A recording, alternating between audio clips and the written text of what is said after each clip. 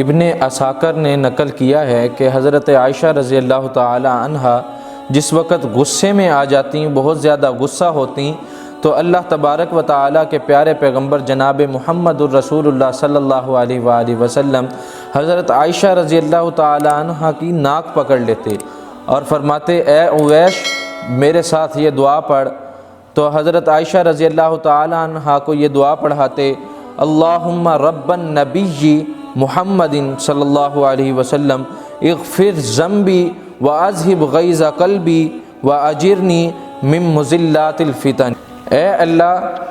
تو رب ہے محمد صلی اللہ علیہ وآلہ وسلم جو کہ تیرا نبی ہے، میرے گناہوں کو معاف فرما، میرے دل کے غصہ کو دور فرما اور مجھے گمراہی کے فتنوں سے آزاد فرما۔ تو آج کے دور کے اندر بھی جس شخص کو غصہ آئے یا وہ دوسرے کو غصے میں محسوس کرے تو آپ علیہ الصلوۃ والسلام نے جو طریقہ بتایا اس کے مطابق اس کی ناک کو پکڑ کے یہ دعا اس کو پڑھا دے اللہم رب النبی محمدی اغفر ذنبی واذہب غیظ قلبی واجرنی من مضلات الفتن، تو اللہ تبارک و تعالی اس کے غصے کے دور فرما دیں گے۔ اللہ تبارک و تعالی ہمیں بھی غصے سے محفوظ رہنے کی توفیق عطا فرمائے۔